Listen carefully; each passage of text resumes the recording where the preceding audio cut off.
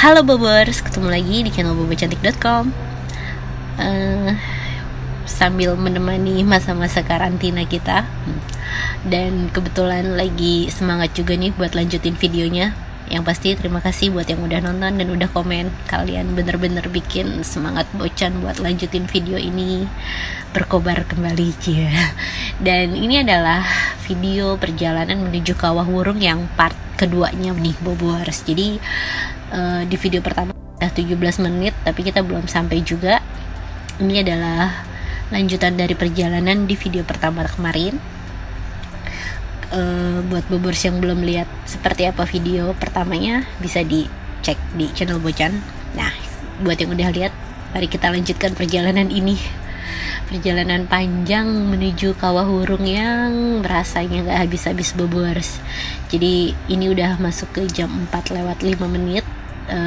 Kalau di perkiraan di Waze-nya sendiri, ini tuh udah tinggal 7 km gitu. Dan Bocan pikir masa sih 7 km setengah jam aja gak nyampe gitu kan. Apalagi kan walaupun ini jalanannya kecil terus sangat berliku, tapi Bocan pikir kan ini jalanannya termasuk lancar ya. Masa sih 7 km terus dalam setengah jam gak nyampe, mikirnya itu. Makanya kita tetap lanjutin perjalanan.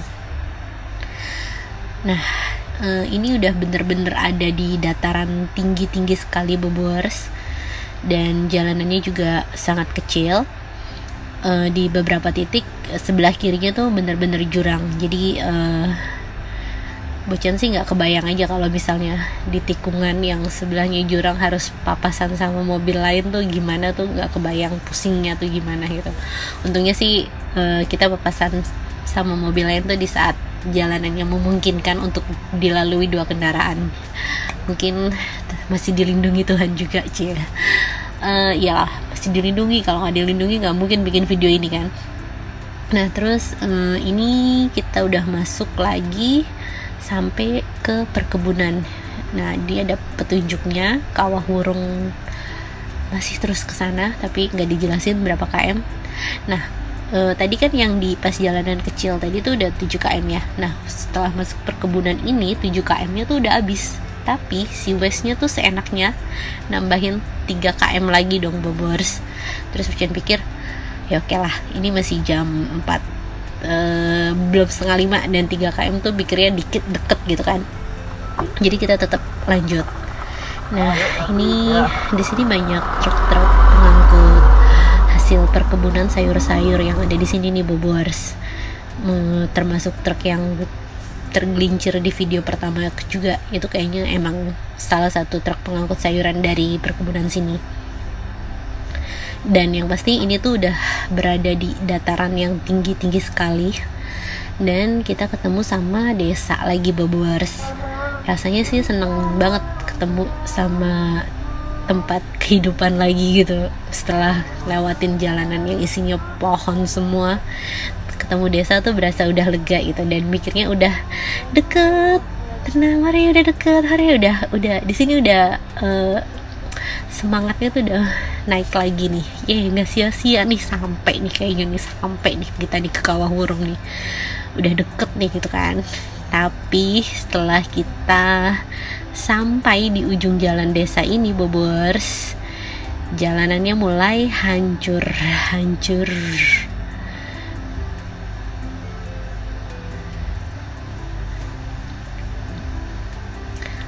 Desa ini sih kayak sengaja, bukan penduduk asli ya, tapi kayak emang sengaja dibangun rumah dinas buat para petani sayuran di sini.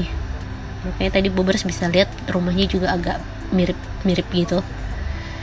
Nah, ini kita udah melewati desa yang cuma diisi beberapa puluh rumah itu. Masuk jalan kecil lagi, dan ini adalah titik terparahnya Bobers. Jalanannya bener-bener terjal, dan ini nggak diaspal, batu dan tanah. Di sini mikirnya, aduh, tenang, udah mau sampai, nggak apa-apa lah, jalannya rusak dikit, mungkin di ujung itu kita udah sampai. Tetap optimis. Nah kita papasan sama mobil pengangkut sayuran lagi nih Bobers. kesini udah khawatir juga sih, apa jalanannya tuh bakal begini terus sampai kita beneran sampai di Kawah Wurungnya. Terus akhirnya Bocan nanya ke supir mobil bak ini kan, dan katanya enggak kok, yang rusak dikit doang, di depan udah mulus jalanannya, dia bilang gitu. Nah ini beberapa kali juga ngalamin ban selip karena jalanannya emang tanah dan beneran nanjak Bobors.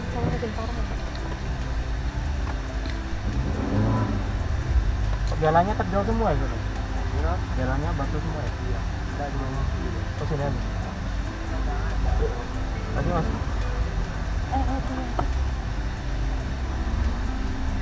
Nah mungkin si emasnya itu agak mikir, ngapain mobil plat B nyasar kemari gitu, apa yang dicari? Pasti demi feed Instagram ya kan.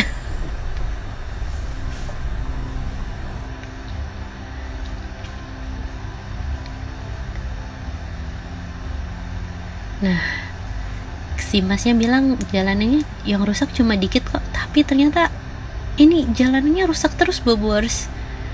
Dan kita makin ragu, kita perlu cek dulu nih jalanannya beneran masih bisa dilewatin atau enggak, karena kita nggak tahu yang di depannya tuh separah apa kan.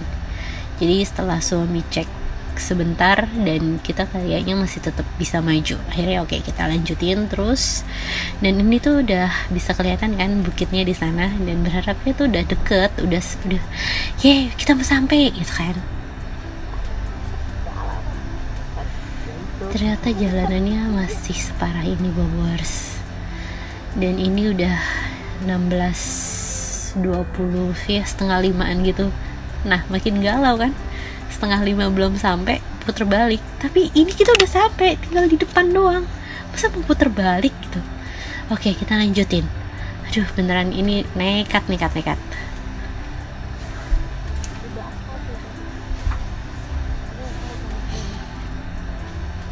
Nah itu kita lihat di ujung sana udah mulai aspal. Hore, ayo dikit lagi kita sampai.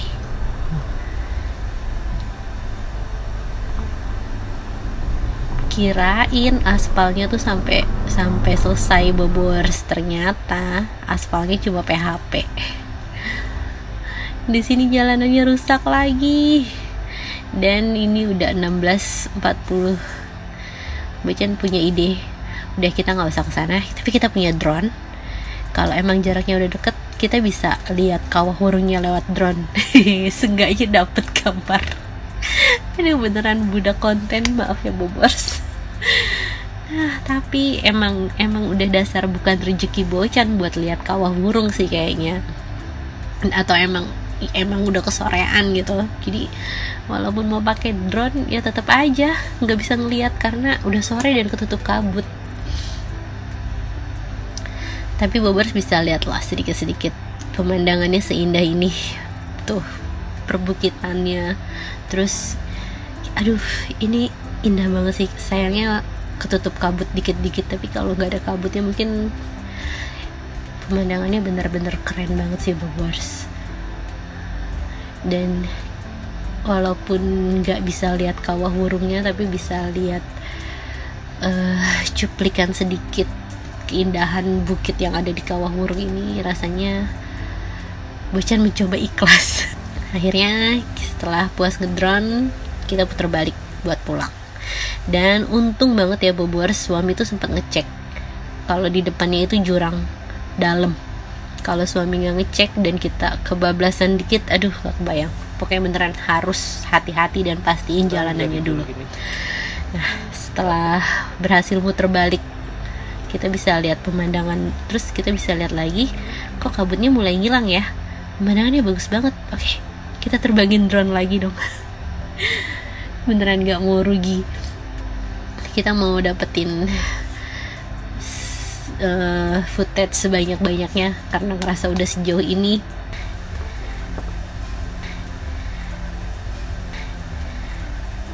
Dan krek, drone-nya nabrak dong Bobors. Aduh, ini tuh banyak apa ya, banyak musibahnya, tapi no complain, yang penting orangnya selamat, intinya itu. Maksudnya walaupun drone jatuh, walaupun ketemu mobil tergelincir apa, yang penting kita semua masih dilindungin. Udahlah, ini akhirnya kita lanjutin perjalanan pulang. Masih ada tantangan yang belum terselesaikan karena kita belum sampai hotel dengan selamat, dan masih dak-dikduk perjalanan pulangnya bakal seperti apa, karena hari pun semakin gelap. Walaupun ini baru jam 5 kurang, tapi ya udah kelihatan kayak setengah 6 kan, Bobors.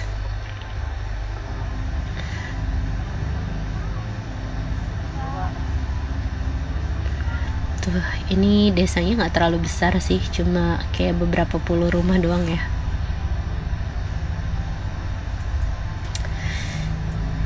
Lewatin perkebunan lagi.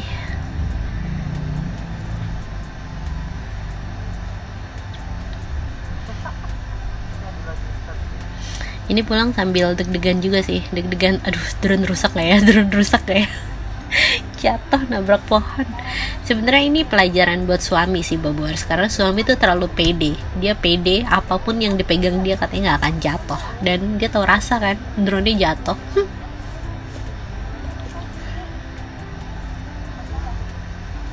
Nah, ini kita bisa lihat, kita tuh beneran ada di dataran tinggi, karena kita bisa lihat bukitnya tuh kayak hampir sejajar sama kita kan. Mungkin kalau ini siang atau suasananya lebih cerah, kayaknya kita bisa menikmati pemandangan ini, Bobors. Dan tadi sih pas berangkat lewatin jalan ini, Bocan sempat lihat sungai yang kayak airnya bening banget, tapi beningnya tuh bukan bening air putih, tapi kayak bening, kayak ada apa ya, kayak ada belerangnya gitu. Katanya sih itu beracun juga. Nah, Bobors bisa lihat kalau di sebelah sananya tuh matahari masih terang, tapi di sini karena udah dataran tinggi dan emang mataharinya tuh udah masuk area timur banget, jadi ya jam 5 pun berasa jam 6. Apalagi ini udah 17.40 tapi udah berasa segelap ini.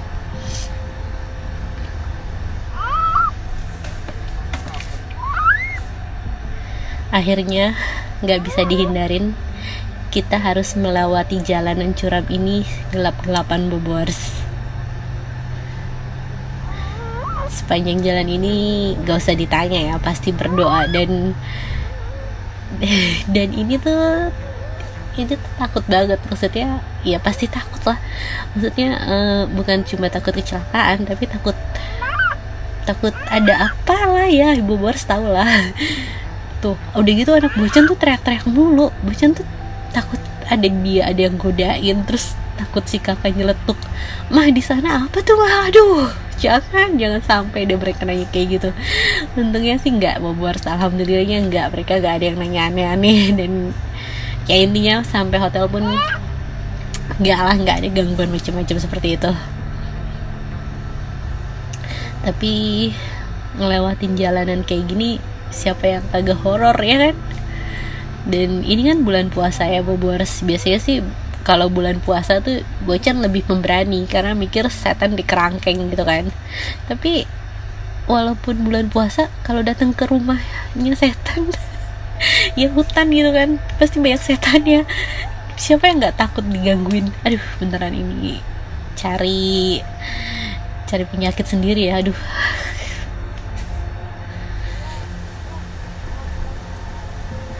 Rasanya yang pasti cepet sampai kayak udah deket please gitu. Sepanjang jalan selalu mengulang pikiran itu, kita udah mau sampai, tahan bentar lagi, tahan.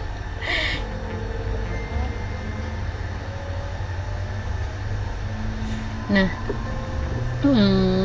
jalur ini tuh termasuk jalur yang rawan longsor ya, Bobors. Di beberapa titik pun kita bisa lihat papan peringatan. Dan kalau Bobors mau kemari, Bocan doain yang pasti semoga berhasil melihat kawah Wurung secara utuh.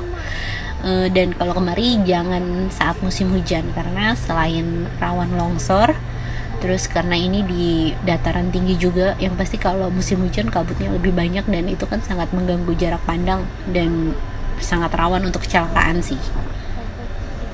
Dan katanya emang jalur ini tuh emang banyak kecelakaannya juga Bobowers. Ya maklum aja sih, secara trek jalanannya kayak gitu kan.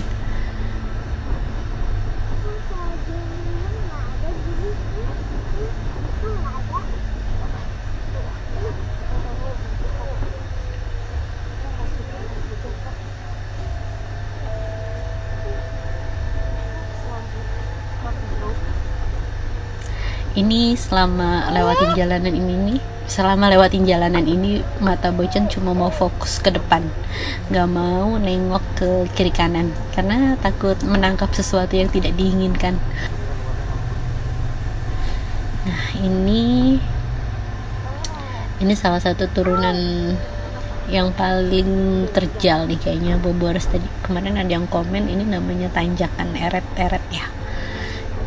Bocan sih nggak tahu sebelumnya ini tempat apa, tapi karena ini ngelihat di kayak di bener-bener dibangun secara kokoh gitu, kayaknya sih emang ini tempat yang sangat rawan kecelakaan, karena makanya dia beneran dibata tuh pinggirannya, dipasang batu kali biar nggak longsor. Nah kalau dari arah berangkat kita nanjak, nah ini kita arah pulang kita turun, dan ini katanya rawan remblong.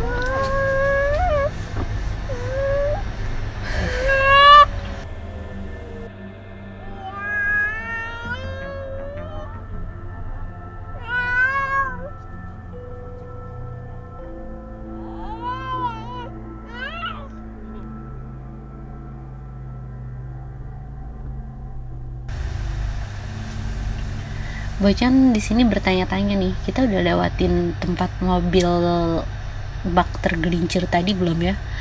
Kalau udah lewatin kayaknya udah mulai tenang gitu kan, karena udah mulai turun. Nah ini setelah lewatin ban-ban ini kayaknya nggak jauh nih lokasi mobil yang tergelincir kemarin, tadi.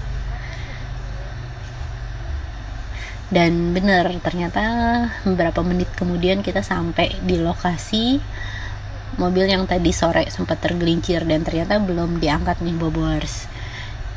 Karena mereka lagi berusaha menarik mobilnya, jadi kita nggak bisa lewat dulu, kita harus berhenti dulu. Dan mereka tuh nariknya nggak pakai derek, karena mungkin entah karena mahal dan lokasinya kejauhan atau gimana, mereka lebih milih menarik secara gotong royong. Jadi teman-temannya supir tadi itu pada kerjasama buat saling bantu buat menarik mobil yang tergelincir itu Bobowers. Lampu merah. Ya? Lampunya ini. Oh ya.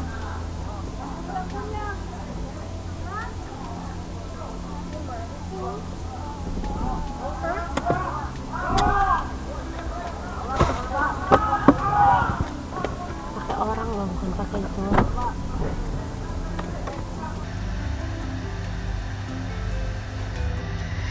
Dan akhirnya mobil berhasil ditarik dengan gotong royong.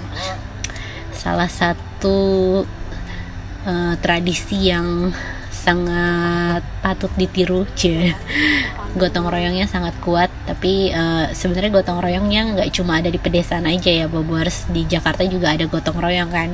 Kayak misalnya lewat jalur busway terus depan ada polisi, kita akhirnya bergotong royong buat menarik, buat mengangkat sepeda motor biar nggak kena tilang rame-rame ya kan. Emang warga plus 62 itu gotong royongnya sangat juara. Nah setelah lewatin titik yang ada mobil pickupnya tadi, Bocan udah mulai sedikit lega dan tenang karena jalanannya udah deket buat ke kotanya. Dan ini udah waktunya makan malam. Kita mampir ke resto yang tadi sore kita makan. Beneran ini resto yang sangat recommended. Jadi kalau Bobowers mau jalan-jalan ke Ijen atau ke Kawah Wurung, bisa mampir ke resto Kepundung tadi. Itu Bocan lupa nama menunya, tapi itu kambing baladonya tuh enak banget, dan semua menunya enak. Mie godoknya enak, aduh sebenernya itu recommended, enak banget. Dan setelah makan malam dan berhasil menuruni jalanan menuju Kawah Wurung, akhirnya kita sampai ke hotel jam 8 malam. kita istirahat karena besok kita akan kembali mengeksplor tempat-tempat indah yang ada di Banyuwangi, dan besok kita akan jalan-jalan ke pantai Pulau Merah. Ini juga salah satu tempat yang sangat recommended buat didatengin kalau Boboers ke Banyuwangi. Seperti apa indahnya pantai Pulau Merah ini? Nantikan di video bocan berikutnya. Jangan lupa subscribe dan sampai jumpa Boboers.